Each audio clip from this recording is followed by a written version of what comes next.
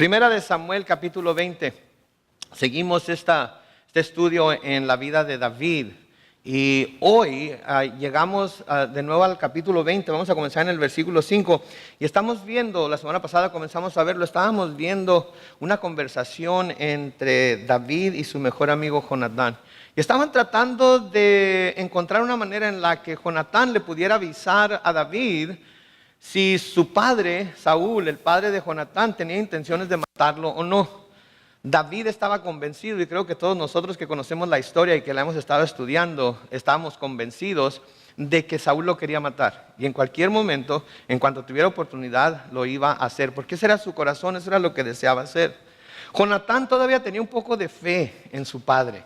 Jonatán todavía pensaba que había algo bueno en su padre, ¿verdad? A menudo cometemos ese error, ¿verdad? De pensar que de alguna manera hay algo bueno, en lo más profundo del ser del hombre hay algo bueno, ¿verdad? Mi mamá tiene esa idea, siempre ha tenido esa idea. Carlos Manuel, yo sé que muy dentro de ti hay algo bueno, me decía. Cuando andaba de rebelde, cuando andaba brincando cercos y quemando cercos en la colonia, en las épocas navideñas, porque mis amigos y yo nos robábamos los cercos de madera para quemarlos en el parque que estaba enfrente de la casa de mi mamá. Y hacíamos muchas otras cosas. Y algunas veces mi mamá me sorprendió en algunas de las cosas que hacía. Y me decía, Carlos Manuel, yo sé que muy dentro de ti hay algo bueno. Y las mamás tienen esa idea, ¿no? De que muy dentro de sus hijos hay algo bueno. Ok, déjenme instruirlas. La palabra de Dios dice, no hay bueno ni aún uno. Nuestros hijos son pecadores. Chiquitos, más chiquitos que nosotros, más jóvenes que nosotros, pero son pecadores. Y no hay nada bueno dentro de ningún hombre que no sea lo que Jesucristo pone ahí cuando viene a vivir en el corazón de ese hombre. Ahora hay gente que hace buenas cosas, no estoy diciendo que todo el mundo sea malvado y todo eso, pero los hace porque somos creados a la imagen y semejanza de Dios y hay algo de Dios en nosotros siempre. Pero pensar que hay algo bueno en nosotros, aparte de Jesucristo, pensar que hay algo que es inherentemente bueno en nosotros, aparte de Jesucristo, esa es una mentira que nos queremos contar nosotros mismos y que la psicología y la psiquiatría nos dice que es cierto para que empecemos a creer y para que empecemos a confiar en nosotros mismos. Autoestima, debes quererte a ti mismo, si no te amas tú mismo, ¿cómo vas a saber amar a los demás? Etcétera, etcétera. La verdad es que no sabemos amar bastante bien, ¿sí? Y por eso el Señor nos dice que debemos amar a nuestro prójimo como nos amamos a nosotros mismos. Implícitamente está ahí dicho que nosotros ya sabemos amarnos a nosotros mismos. Jonatán creía, sentía que había algo bueno en su padre todavía y que aun cuando él había visto algunos comportamientos extraños, de todas maneras su papá nunca haría lo que David le estaba diciendo que quería hacer. Esto es digno de admirar de Jonatán, ¿ok? Jóvenes con papás desobedientes, esto es digno de admirar en Jonatán, porque aun cuando su papá estaba tan en contra de la voluntad de Dios, aun cuando Jonatán sabía que su papá estaba desobedeciendo a Dios, de todas maneras buscaba la manera de someterse a él, seguir haciendo la voluntad de Dios, pero sometiéndose a él. Y eso es algo digno de reconocer, porque muchas veces como hijos decimos, no, si mi papá no es buen hombre, yo tampoco voy a ser buen hombre. Si mi papá no me muestra respeto, entonces yo tampoco le voy a mostrar respeto. Si mi mamá no es de tal o cual forma, entonces yo no tengo por qué ser de tal o cual forma. No, son sus padres. Dios los puso como sus padres y ellos son la autoridad que ustedes tienen sobre ustedes y ustedes tienen que honrar a su padre y a su madre porque ese es uno de los mandamientos del Señor. Y Jonatán aquí, me imagino que debe haber habido una lucha tremenda en él por decidir si va a honrar a su amigo, si va a ayudar a su amigo o si va a estar del lado de su padre 100%. Y me imagino que ha de haber habido en él una inquietud bárbara cuando su amigo le decía, tu padre quiere hacer esto. Y luego iba con su papá y en una ocasión le dijo, no lo voy a matar, no esa es mi intención. Y Jonatán entre los dos es digno de admirarse, porque Jonatán le fue fiel a su padre literalmente hasta la muerte, porque murió juntamente con él en batalla.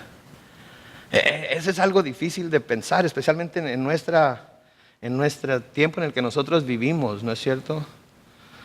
Mucha gente quiere ser reconocida o respetada, algo para respetar, pero la verdad es que a veces tenemos que respetar aunque la persona no sea digna de respeto, ¿verdad? Y eso es lo que estaba pasando aquí con Jonatán. Ahora noten ahí en el versículo 5 de 1 de Samuel 20, se nos dice: David le dijo a Jonatán, mañana habrá luna nueva y por costumbre debo comer con el rey. Pero deja que me esconda en el campo hasta dentro de 3 días por la tarde. La luna nueva en Israel y en muchas culturas agrícolas significaban el principio del mes. Si cada principio del mes el pueblo de Israel presentaba holocaustos a Dios. Cada principio del mes el pueblo de Israel tenía que reunirse y tener una fiesta para Dios. En Números capítulo 28, comenzando con el versículo 11, se nos dice: al principio de cada mes ofrecerán al Señor en holocausto 2 becerros de la vacada, un carnero, 7 carneros de 1 año sin defecto.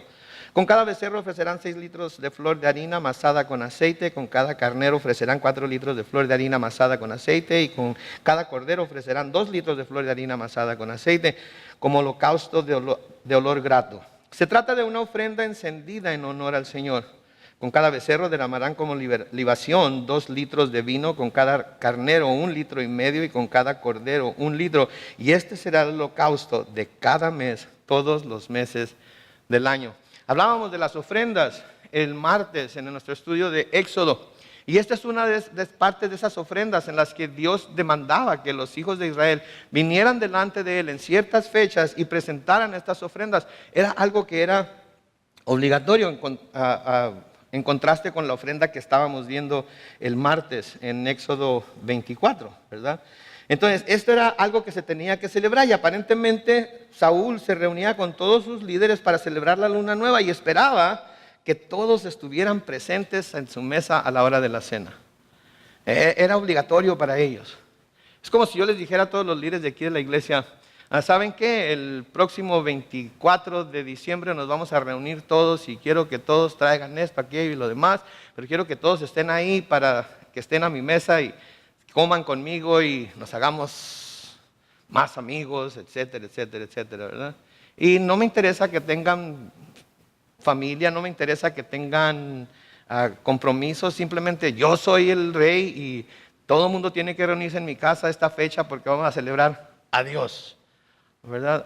Hay líderes así, hay líderes en la iglesia así, que demandan que las personas estén cuando deben estar porque se comprometieron, y no importa que haya otros compromisos, no importa que salgan algunas, qué sé yo, problemas, tienen que estar ahí porque es, ¿verdad? Buscamos no ser así aquí, porque creemos que Dios nos ha dado la libertad a todos para ayudar o no, para estar presentes o no, para comprometernos a hacerlo o no. Y aun cuando nos hayamos comprometido, si alguna situación pasa, pues nos sucede a todos, ¿no es cierto? A todos nos pasa. Entonces, aparentemente David tenía que estar ahí con Saúl. En el versículo 6, David le sigue diciendo a Jonatán: si tu padre pregunta por mí, dile que yo te pedí que me dejaras ir a Belén, mi ciudad, porque toda mi familia celebra ahí el sacrificio anual. Si tu padre está de acuerdo con esto, entonces podré estar tranquilo, pero si se enoja, sabrás que él ha decidido hacerme daño.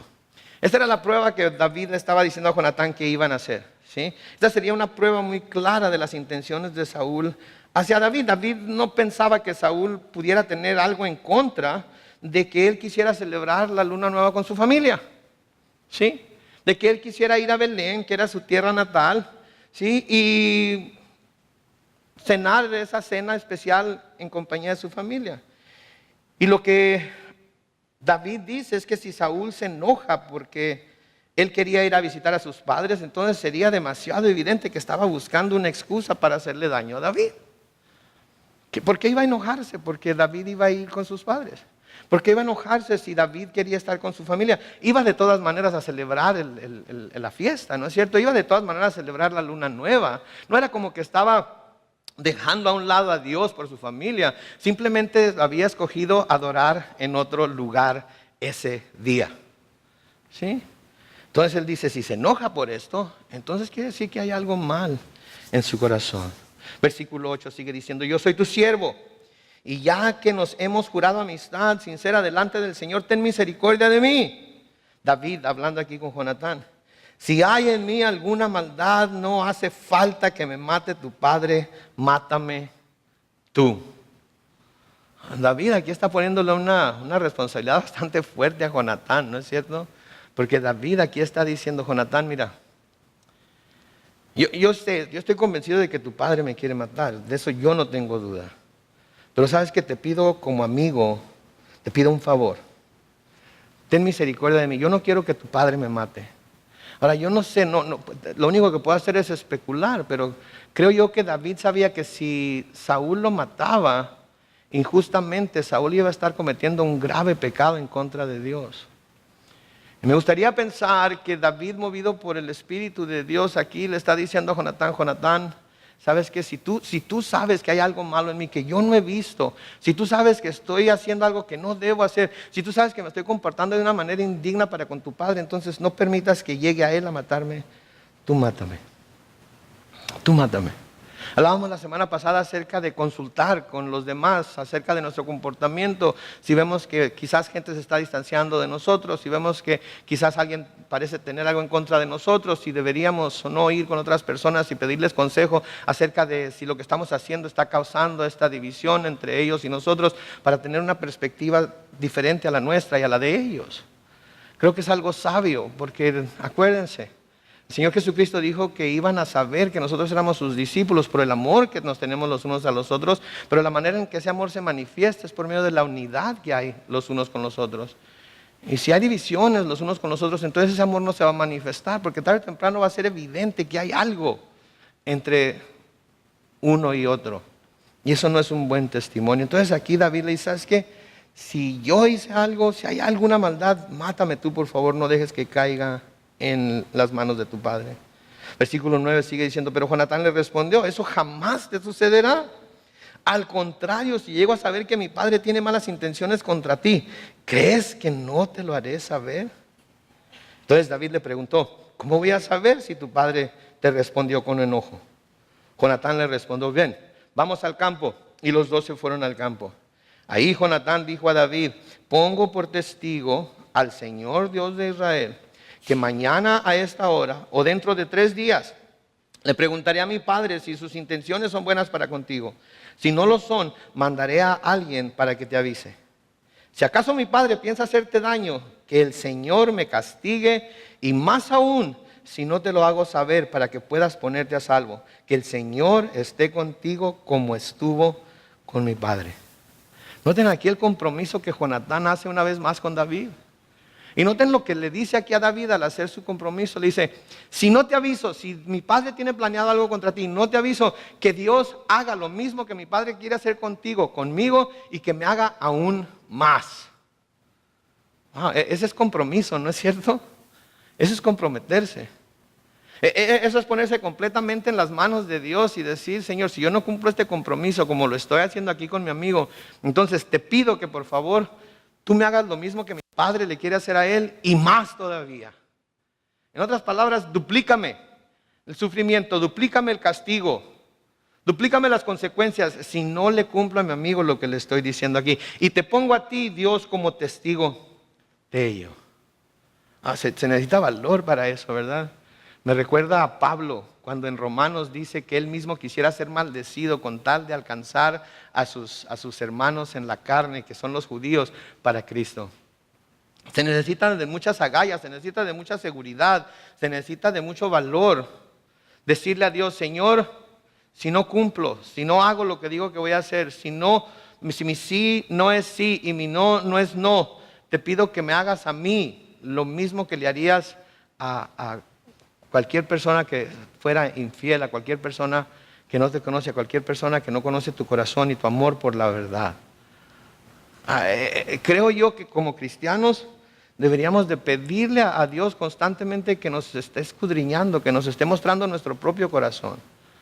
Nuestro propio corazón debe ser puesto delante de nosotros constantemente para ver en dónde estamos, para ver cómo es que estamos nosotros siguiendo a Cristo, si por el camino que Él nos quiere llevar o si estamos de un lado para otro, y a veces sí, y a veces no, y a veces se nos pierde y creemos que ya nos dejó atrás, pero luego nos damos cuenta que ahí está sentado esperando a que volvamos en sí y nos volvamos a Él para seguir dirigiéndonos. Esa es la misericordia que Dios tiene para con nosotros. Y luego noten lo que dice al final del versículo 13, en la versión que yo estoy leyendo, que es la versión Reina Valera contemporánea, dice: que el Señor esté contigo como estuvo con mi Padre.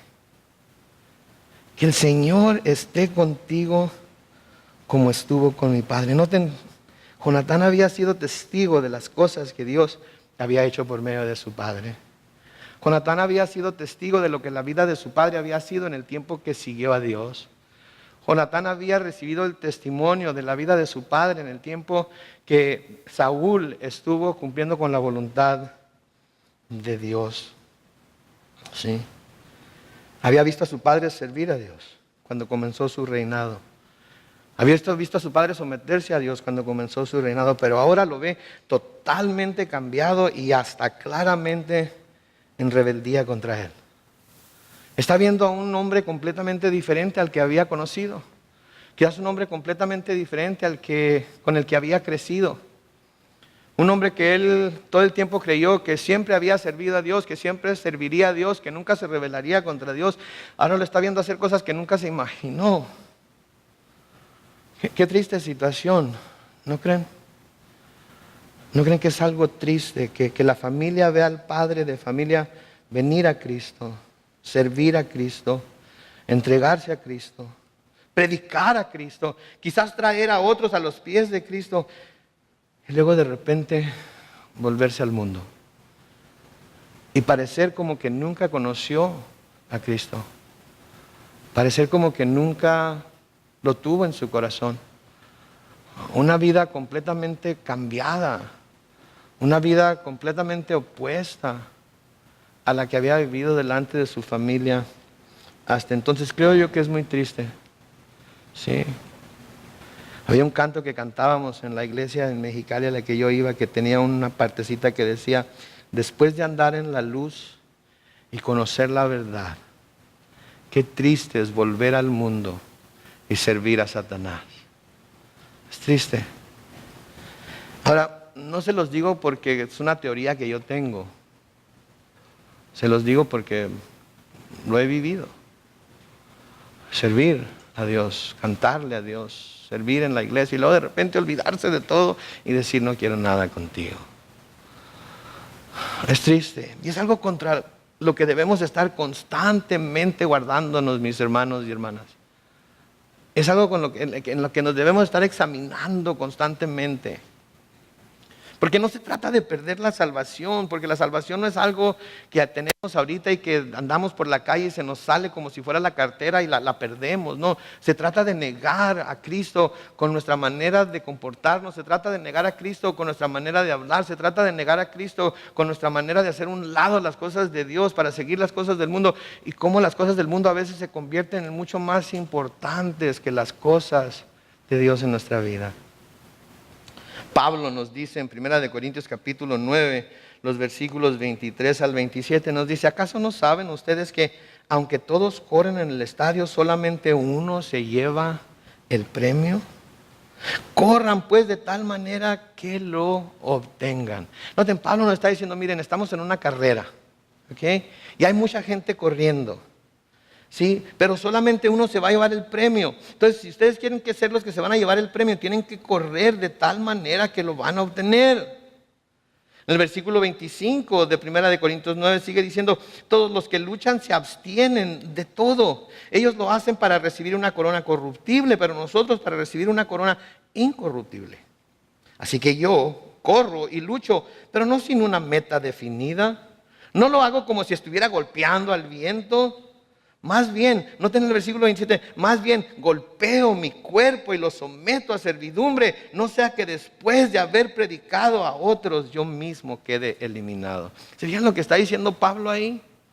Tengo que ser severo conmigo mismo, porque saben que yo sé de qué pata cojeo, yo sé cuáles son mis debilidades, yo sé qué es lo que me puede arrastrar de donde estoy a seguir las cosas del mundo y dejar las cosas de Dios. Por lo tanto, yo golpeo mi cuerpo, lo someto a servidumbre. Porque no quiero un día, después de haber predicado a muchos, yo mismo quedar eliminado de las bendiciones de Dios. Sí. Hay quienes dicen, no debes de, no trates de controlarte, suéltalo todo. Así como lo sientes, suéltalo. No seas un hipócrita. Y ¿saben qué? La palabra de Dios nos dice que uno de los dones del Espíritu es el dominio propio y debemos poder dominarnos nosotros mismos. Debemos poder dominarnos nosotros mismos. Por eso Pablo está diciendo ahí, golpeo mi cuerpo, lo someto. Lo someto. Sí, hay muchas cosas para las que sometemos nuestro cuerpo, ¿verdad? O tratamos de someterlas, ¿verdad? Si tenemos hambre, ¿cómo lo sometemos? Si anda brincando, ¿cómo lo sometemos? Damos de comer. Si tenemos sed y anda brincando de sed, ¿cómo lo sometemos? Le damos agua. ¿Sí? Si tenemos sueño y no nos podemos dormir, ¿cómo lo sometemos? Que la lechita caliente, que el té de lechuga, ¿verdad? Cosas así, ¿verdad? Que se nos han dado. Uno que otro que la pastilla o dos, que no se los recomiendo. ¿Verdad? Lo sometemos. ¿Por qué no podemos someter nuestro cuerpo también a las cosas espirituales? Ay, es que tengo que empezar a las 9, estoy tan cansado. Ándele, levante ese cuerpo, vámonos. Es día de ir a la iglesia, es día de adorar al Señor, es día de servirle, es día de ayudar.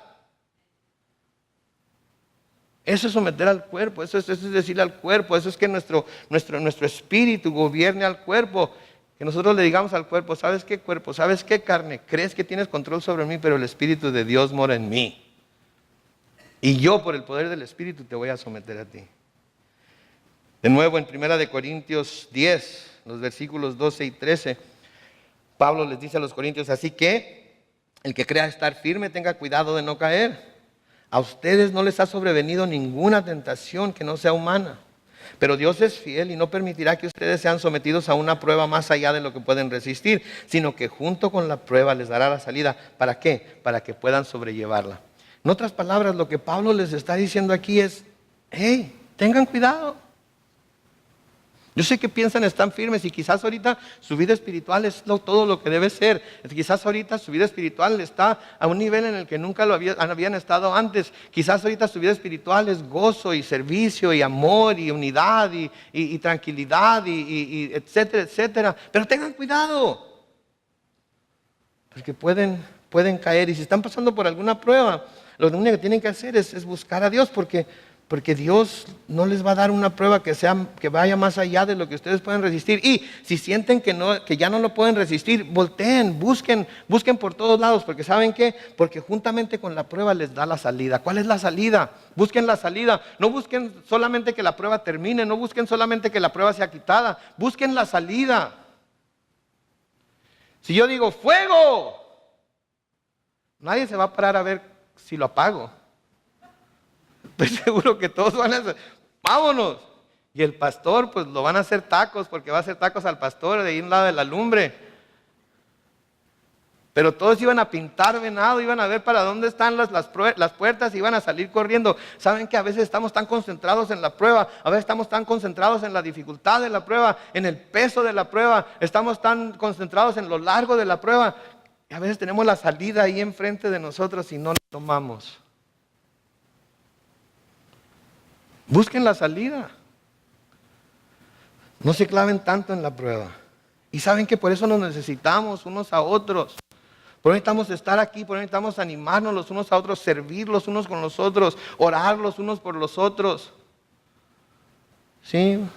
Porque es aquí en donde encontramos esa ayuda, es aquí donde encontramos ese aliento, es aquí donde encontramos esa habilidad para ayudarnos los unos a los otros. El escritor a los Hebreos, en Hebreos capítulo 10, los versículos 19 al 25, les escribe y les dice, hermanos, puesto que con toda libertad podemos entrar en el lugar santísimo por la sangre de Jesucristo, por el camino nuevo y vivo que Él nos abrió a través del velo, es decir, de su propio cuerpo, y puesto que tenemos un gran sacerdote al frente de la casa de Dios, Acerquémonos con un corazón sincero y con la plena seguridad de la fe, con el corazón purificado de una mala conciencia y con el cuerpo lavado en agua pura. Noten el versículo 23, mantengamos firme y sin fluctuar la esperanza que profesamos, porque fiel es el que lo prometió. En otras palabras, no depende de nosotros, depende del que lo prometió, y si nos mantenemos firmes en el que lo prometió, entonces nuestra esperanza que profesamos va a poder mantenerse firme y sin fluctuar. Versículo 24 dice, tengámonos en cuenta unos a otros a fin de estimularnos al amor y a las buenas obras. Y luego, consejo del versículo 25 dice, no dejemos de congregarnos como es la costumbre de algunos, sino animémonos unos a otros. Y con más razón, ahora que vemos que aquel día se acerca. Por eso esto es necesario. ¿Sí? Por esto es necesario, por eso Dios lo instituyó, por eso el Señor Jesucristo dijo que su iglesia, ¿sí?, las puertas del infierno no iban a prevalecer contra ella. Pero cuando estamos siendo todos juntos la iglesia de Cristo, podemos atacar las puertas del infierno y las puertas del infierno van a caer delante de nosotros. ¿Sí? Hoy estaba Ralph aquí, el conserje de aquí, y me estaba diciendo, la semana que entra vamos a usar su santuario porque va a ser nuestro pageant de Navidad y quién sabe qué. Y me dice, tengo que pedirte disculpas. Y le digo, ¿por qué? Porque no va a haber ninguna mención de Cristo, van a llevar monos de nieve y van a llevar Santa Clauses y todo eso. Y luego me acordé que teníamos el pesebre y le dije, no te preocupes, allá el Espíritu de Dios siempre está, porque siempre hay cristianos que estamos orando. Y hoy les vamos a traer un pesebre para traerles a Cristo aquí. Así es que te lo cambio. Ok, y luego me dice, ¿sabes qué? Antes de que se vayan, déjame tomarles una foto para que sepan cómo se debe hacer. Sí, este lugar es un lugar secular toda la semana, pero hoy es el lugar en donde Manuel está aquí. Y porque Él está aquí, nosotros estamos aquí. Y porque nosotros estamos aquí, hay unidad y hay gozo y hay amor los unos para con nosotros y todos juntos para con Dios. Por eso el escritor a los hebreos los dice, por favor, no dejemos de congregarnos. Y eso es lo que algunos acostumbran. Pero vamos a animarnos los unos a los otros, especialmente cuando sabemos que el día de nuestra redención se acerca. Amén. En el versículo 14 y 15 de Primera de Samuel 20 sigue diciendo, y si logro sobrevivir, David todavía hablando con Jonatán le dice, espero que me trates con misericordia del Señor, así no moriré. Espero que siempre te muestres misericordioso con mi familia y cuando el Señor haya eliminado, perdón, este es Jonatán hablándole a David. Y si logro sobrevivir, espero que me trates con misericordia del Señor, así no moriré. Y espero que siempre que te muestres misericordioso con mi familia y cuando el Señor haya eliminado a cada uno de tus enemigos, no permitas que el nombre de tu amigo Jonatán sea borrado de la casa. Noten, Jonatán está seguro que un día, aunque David ahorita está pasando por diversas pruebas, cuando David ahorita está siendo suprimido, aunque David ahorita está siendo atacado por su padre, él sabe que un día va a llegar al lugar que Dios le había prometido en el que iba a estar. Y le está diciendo de antemano, sabes que cuando llegues a ese lugar, muéstrate misericordioso con mi familia. ¿Sí? Muéstrate misericordioso con mi familia y cuando Dios haya quitado todos tus enemigos de delante de ti, por favor no permitas que el nombre de tu amigo Jonatán sea borrado. En otras palabras le está diciendo, no sigan las costumbres de los otros reyes cuando llegan al poder, porque en ese tiempo cuando un rey llegaba al poder y otro rey era quitado, el rey que acababa de llegar al poder agarraba a todos los familiares del rey que acaba de ser derrocado y les daba cuello, desde el más grande hasta el más pequeño, para nunca tener que preocuparse de que uno de los herederos del rey saliente iba a venir a tratar de vengarse de él. ¿Sí? Y entonces aquí Jonatán le está diciendo, yo sé que un día vas a ser rey, pero cuando llegues a ese punto, por favor, sé misericordioso con mi casa. No sigas la costumbre de los otros reyes. O sea, de nuevo, esto es algo muy importante para el cristiano, la misericordia. La misericordia recibida, sí, que todos la recibimos con gran gozo, ¿no es cierto? Todos la recibimos con mucho gusto. Cuando necesitamos la misericordia de Dios, le pedimos, Señor, ten misericordia de nosotros. Pero también es el deber nuestro como cristianos de ser misericordiosos con los demás. De mostrar misericordia a los demás. No importa quiénes sean, no importa de dónde sean, no importa que nos hayan hecho, no importa. No, tenemos que ser misericordiosos. El profeta Miqueas nos dice en Miqueas 6:8, hombre, el Señor te ha dado a conocer lo que es bueno y lo que Él espera de ti.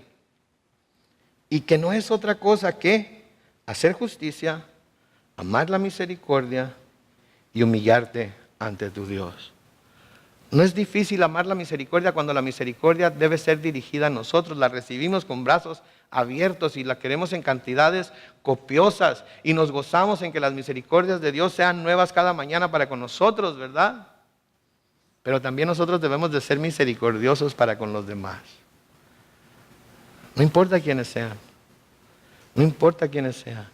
Señor Jesucristo dijo en Mateo 6:7, bienaventurados los misericordiosos, porque ellos serán tratados con misericordia.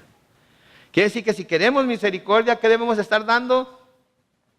¿Hay alguien a quien usted le debe misericordia hoy y no se la ha estado mostrando?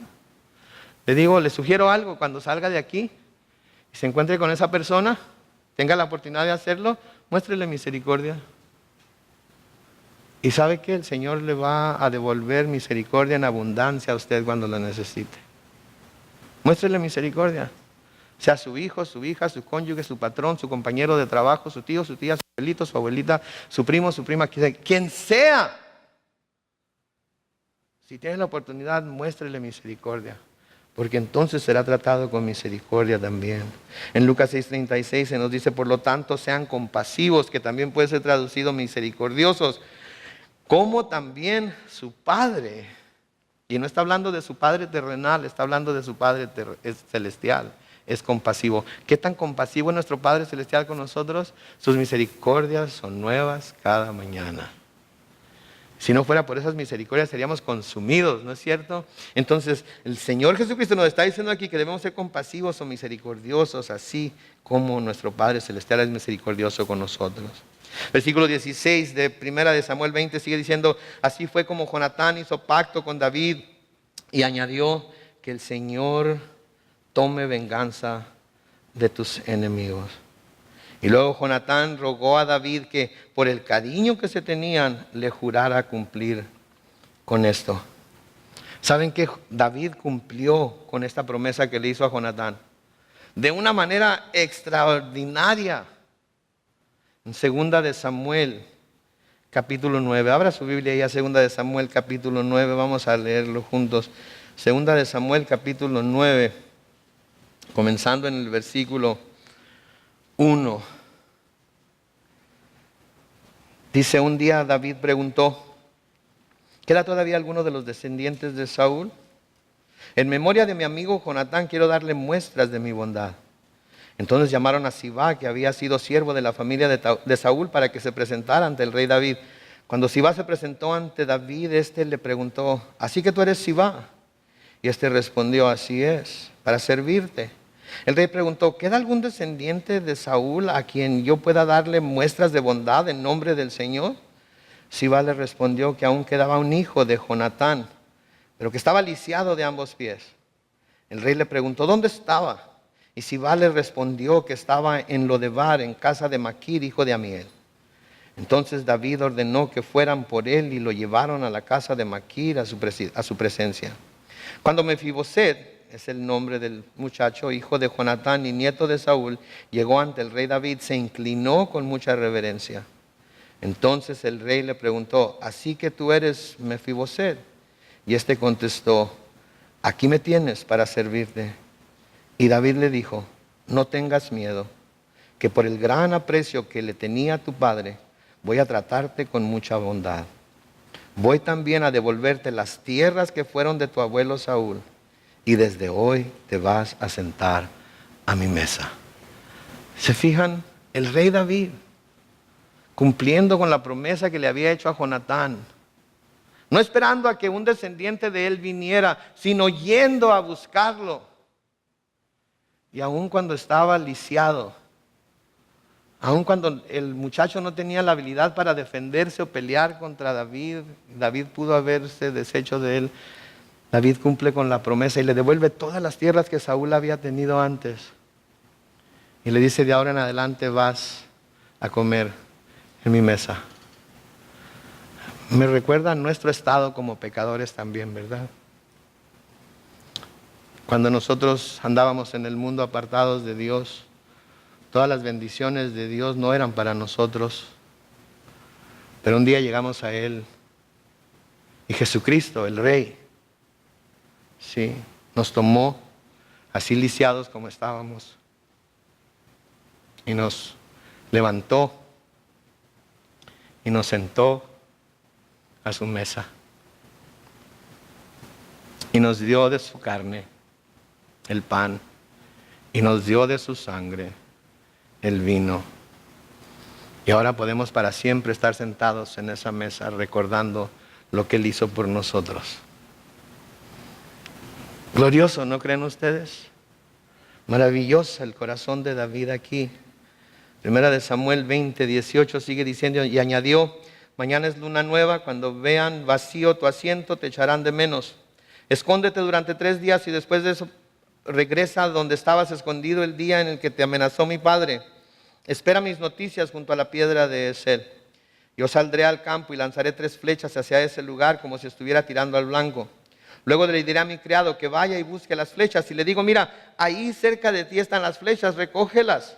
Entonces podrás salir de tu escondite y te vendrás conmigo porque nada malo te sucederá, el Señor es contigo. Pero si le digo a mi sirviente, las flechas están más allá de donde tú estás, entonces huye. Noten lo que dice ahí, porque el Señor quiere que te vayas. Cuanto al pacto que tú y yo hemos hecho, que el Señor sea nuestro testigo para siempre. Noten, esta era la señal. Si yo aviento las flechas y caen cerca y yo le digo a mi siervo, ve por ellas, ahí están cerca de ti, quiere decir que no tienes ningún problema. Pero si yo aviento las flechas y las flechas se van más allá y yo le digo a mi siervo, ve más allá todavía, porque allá detrás de ti están las flechas, eso te está diciendo a ti que Dios quiere que te vayas. ¿Se dio cuenta? Dios quiere que te vayas. De nuevo aquí Jonatán, confiando en que Dios va a llevar las flechas hasta donde tengan que llegar para darle un aviso correcto a David. De nuevo aquí viendo la mano de Dios obrando de tal manera que le da claramente la señal a David para que sepa lo que tiene que hacer. Y a veces así es para nosotros, a veces es tan claro lo que tenemos que hacer, no tenemos que pensarlo mucho, la señal está clarísima, la señal está dicha, la señal está dada.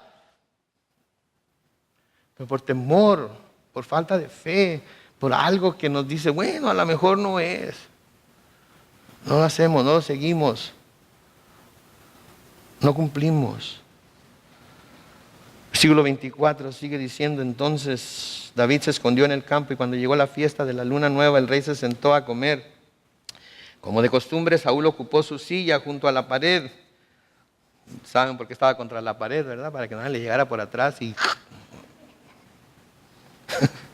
Jonatán se sentó a un lado y Abner se sentó junto a Saúl, pero el lugar de David quedó vacío. Entonces está Saúl, está Jonatán, está Abner. ¿Y en dónde quedaría entonces David? Enfrente. ¿Para qué creen ustedes que lo quería enfrente? Para en cualquier momento, ¡ay! Se me soltó la lanza, ¿verdad? Y matarlo. Versículo 26, ese día Saúl no dijo nada porque pensó que tal vez algo le habría pasado a David y no estaría purificado. Para poder celebrar esta cena se tenían que purificar, tenían que lavarse, tenían que haber no hecho ciertas cosas y haber hecho algunas otras para poder participar de la cena. Le dio el beneficio de la duda. Versículo 27 dice, al día siguiente, que era el de la fiesta de la luna nueva, el lugar de David seguía vacío. Entonces Saúl le preguntó a Jonatán, ¿por qué el hijo de Yesé ha fallado 2 días a nuestra comida? Noten cómo se refiere a David. No dice, oye, ¿por qué David no ha venido? Oye, ¿por qué mi yerno no se presentó hoy? El hijo de Yesé, con algo de desprecio, ¿no? Está haciendo, creo yo, aquí más y más evidente que su corazón está lleno de ira y amargura contra David y ya está siendo difícil contenerlo, está siendo difícil enmascararlo, taparlo. Así es la ira, mis hermanos, así es el odio, así es el coraje, así es el corazón de venganza. Se puede mantener tranquilo, se puede guardar, se puede estar sometiéndose, pero llega el momento en el que va a explotar, y ¿saben qué? Va a explotar con pura cochinada, con pura maldad. Entonces Jonatán le dijo en el versículo 28, David me pidió encarecidamente que le permitiera ir a Belén. Me dijo, te ruego que me dejes ir, pues nuestra familia ofrece un sacrificio en el pueblo y mi hermano me ha pedido que asista. Si soy digno de tu buena voluntad, permíteme ir a visitar a mis hermanos. Por eso David no se ha sentado a la mesa de su majestad. Algo muy lógico, ¿no creen? No tiene mucho argüende ahí, no tiene mucho... ¿verdad? Se ve, hey, mis hermanos van a tener una fiesta, mi hermano me dijo que sí podía ir, yo le dije que sí, por favor discúlpame con el rey. Y Jonatán lo disculpa muy claramente con el rey. Vamos a ver la reacción de Saúl, porque de esto depende el mensaje que Jonatán le va a dar a David. Versículo 30 dice, pero Saúl se llenó de ira, noten, contra Jonatán. Y le dijo, hijo de mala madre. Yo no sé en hebreo cómo, ¿verdad? La traducción creo que es buena. No le voy a poner mis propias palabras ahí. Todos ustedes saben quizás cómo le diría, yo sé cómo le diría a mi papá, pero ¿verdad? Hijo de mala madre, ¿tú crees que no sé que ustedes son muy amigos? Esta amistad tuya con el hijo de Yesé es bochornosa, es una vergüenza para ti, noten, y para tu madre. La mamá, ¿qué culpa tenía en todo esto? Papás, nunca le digan a sus hijos, eres igual que tu madre. Por favor, nunca les digan eso. Porque sus hijos son más como ustedes de lo que ustedes quieren reconocer. Okay. La mamá, ¿qué culpa tenía? De repente era una mala madre, ¿verdad? Fue la que le enseñó a serle fiel a su papá, la que le enseñó a respetar a su papá, me imagino. ¿Sí? Fue la que lo había creado. ¿Sí? Y ahora la estás avergonzando teniendo a este amigo. Versículo 31, pero toma en cuenta que mientras el hijo de Yesé tenga vida, ni tú ni tu reino estarán seguros. Manda que lo traigan a mi presencia porque tiene que morir. ¿Se acuerdan de las palabras del Señor Jesucristo de la abundancia del corazón que habla la boca? Si hay ira, si hay venganza, si hay maldición, eso es lo que va a salir. Y noten que sale en contra de su propio hijo. Es tan grande el odio por David, es tan grande el odio por esta persona que él siente que está en su contra, contra quien él tiene envidia. ¿Sí? Que saber que su hijo se está asociando con él es un pecado mortal para su hijo. Y se lo dice. ¿Sí? Ahora, la acusación de Saúl en cuanto a la amistad de David y Jonatán era correcta, pero no era una amistad vergonzosa. Era de hecho una amistad que traía gloria a Dios, porque era una amistad entre dos hombres que se amaban profundamente y que estaban precisamente cumpliendo con ese segundo mandamiento de que el Señor nos da de amar a nuestro prójimo como a nosotros mismos. ¿Sí? Entonces no era para vergüenza, era para gloria de Dios. Y era para gloria de ellos también. Y saben que también nosotros de nuevo como cristianos en el Nuevo Testamento debemos de mantener nuestra conducta de tal manera que cuando los que nos acusan de ser malhechores, los que nos acusan de hacer las cosas, de hacer mal, se avergüencen por lo que dicen de nosotros al darse cuenta de que en realidad lo que estamos haciendo, lo estamos haciendo porque así lo determina Dios que debemos de hacerlo. En Primera de Pedro en el capítulo 2 y el versículo 12 se nos dice, mantengan una buena conducta entre los no creyentes para que, aunque los acusen de malhechores, al ver las buenas obras de ustedes, glorifiquen a Dios el día que Él nos visite. Entonces David y Jonatán no estaban teniendo una relación vergonzosa, no estaban avergonzando a nadie, al contrario, estaban dando la gloria a Dios con su amistad. ¿Saben qué? El Señor nos dijo que cuando se busca servir a Dios, cuando se busca hacer las cosas que Dios quiere, a menudo los enemigos nuestros van a salir ¿de dónde? De nuestra propia casa. No vamos a necesitar enemigos fuera de la casa. A veces en nuestra propia casa van a estar los enemigos. ¿Sí? Además, la razón por la que Jonatán no sería rey no era por culpa de David. Es más, no era por culpa de Jonatán, era culpa ¿de quién? De Saúl. Porque así como el Señor le había dicho que él iba a reinar, Así también le dijo, yo hubiera establecido tu reino contigo y con toda tu descendencia, pero por tu desobediencia el reino te va a ser arrebatado. Obviamente también a su descendencia. Entonces no era David, no era Jonatán la razón por la que no sería rey, era Saúl. ¿Sí? Y luego noten que dice, tiene que morir. En 1 Saúl 19:6, Saúl le juró a su hijo que respetaría la vida de David. Pero aquí vemos lo que en realidad quería hacer. Versículo 32 dice, pero Jonatán le respondió a su padre, ¿y por qué tiene que morir? ¿Qué mal ha hecho? ¿Qué ha hecho sino buscar tu bien? Le dijo también allá en 1 Samuel 19. Por respuesta, Saúl le arrojó una lanza con la intención de herirlo.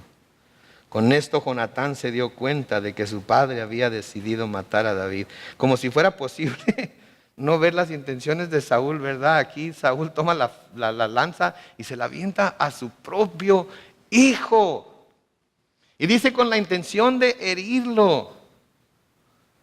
Por favor, noten hasta dónde puede llegar un hombre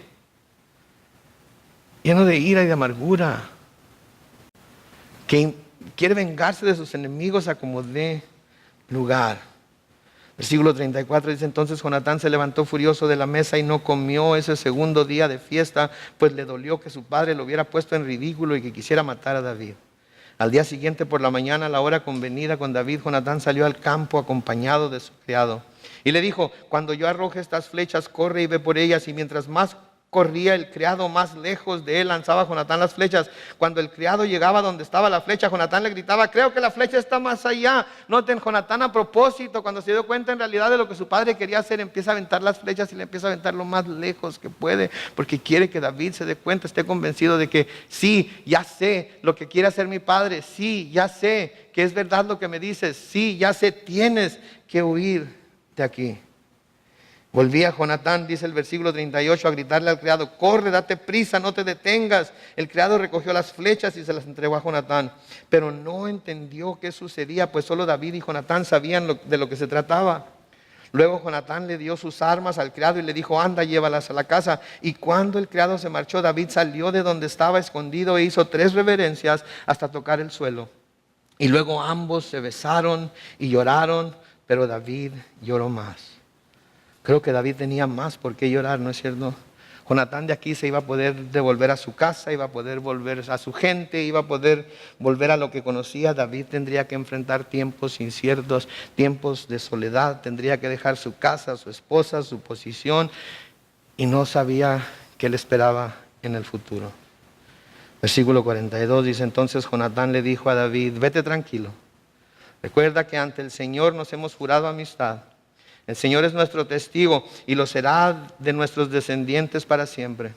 Luego David se levantó del suelo y se fue, mientras que Jonatán volvió a la ciudad.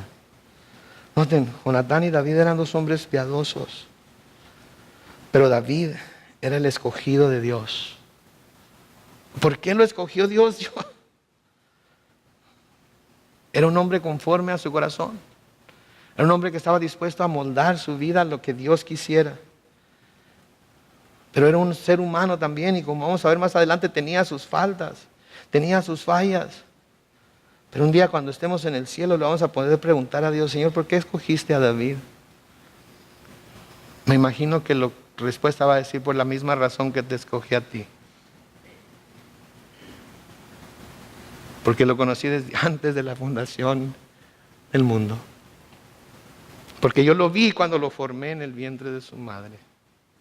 Y sabía que iba a responder positivamente a mi llamado. Y lo ungí como mi rey. De la misma manera que nos ha escogido a nosotros. ¿Por qué nos ha escogido a nosotros? ¿Qué tenemos de especial? Por amor. Porque de tal manera amó Dios al mundo que dio a su Hijo unigénito para que todo aquel que en Él cree no se pierda, mas tenga vida eterna. David podría haber hecho un llamado a sus tropas, haber declarado guerra contra Saúl, tener una guerra civil, pero se fue. ¿Y saben qué? Se fue solo. Se fue solo. Y a menudo es en la soledad cuando Dios puede tener finalmente nuestra completa atención, y es entonces que puede comenzar a obrar en nosotros, ¿no es cierto?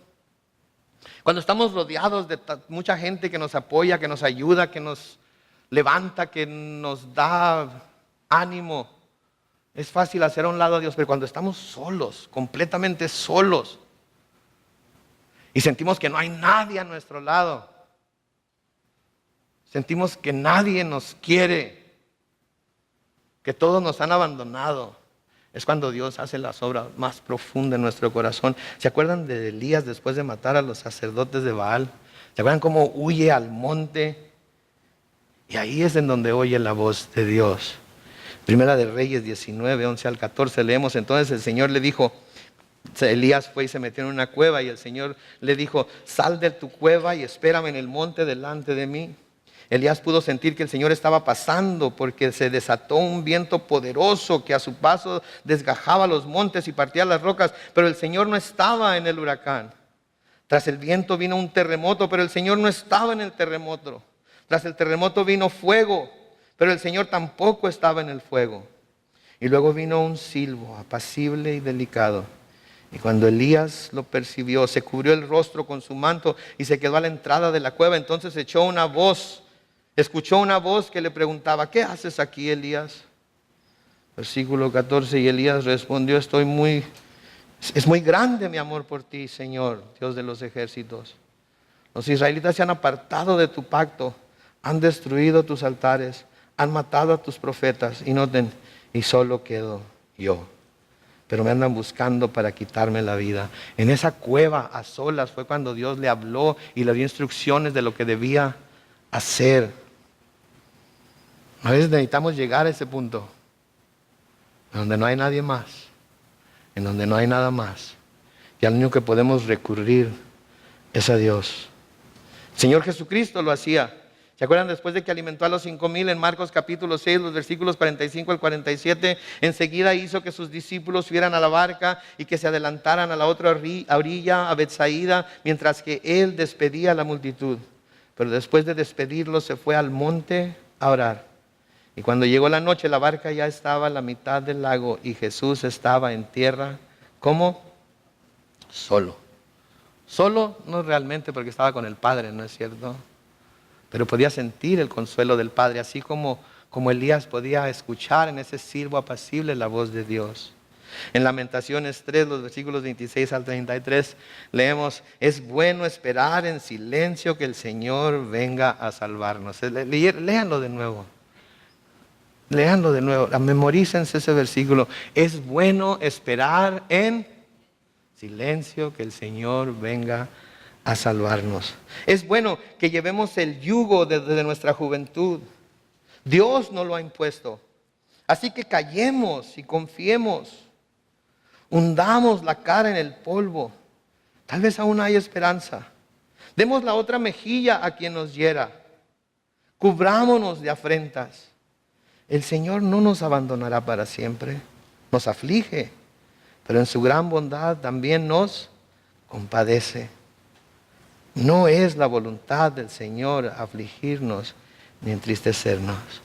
¿Se fijan? Hay veces que debemos estar solos, absorberlo todo, sentirnos tristes por nuestra situación quizás, pero confiar en que Dios está obrando de nuestro lado.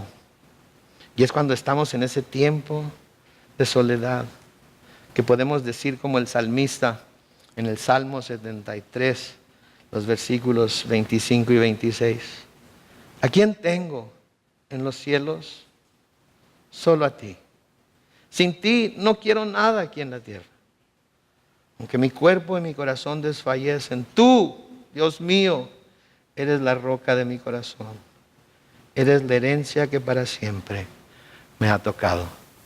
Espero que eso sea realidad en el corazón de cada uno de nosotros aquí esta mañana. Y que salgamos de aquí confiados en que Él es con nosotros. Amén.